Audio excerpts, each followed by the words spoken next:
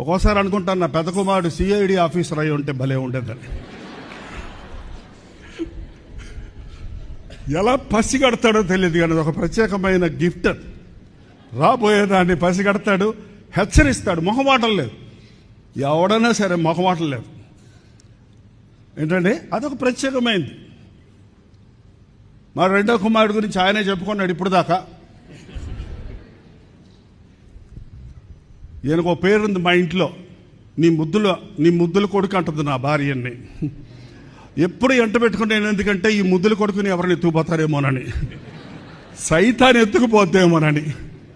అయినా కూడా తప్పించుకొని తిరిగారని ఇప్పుడు చెప్పింది చూస్తే నాకే ఆశ్చర్యం వేసింది. బట్ దేవుడు వదిలిపెట్టాడు కదా. ప్రార్థనతో పెంచిన బిడ్డలు పాపాన్ని రుచి చూస్తారేమో కానీ పాపంలో బతకలేరు, తప్పిపోతారేమో కానీ దేవుడు విడిచిపెట్టడు. మరి రాజ్ ప్రకాష్ గురించి నేను చెప్పక్కర్లేదు, చాలా మంచి చూడనబడే.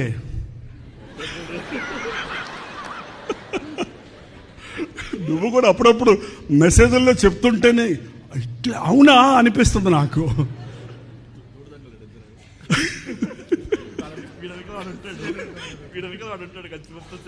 బట్ ఏదేమైతేనే ముగ్గురు దేవుని ప్రేమతో పట్టబడ్డారు, దేవుని సేవలో సాగుతున్నాడు.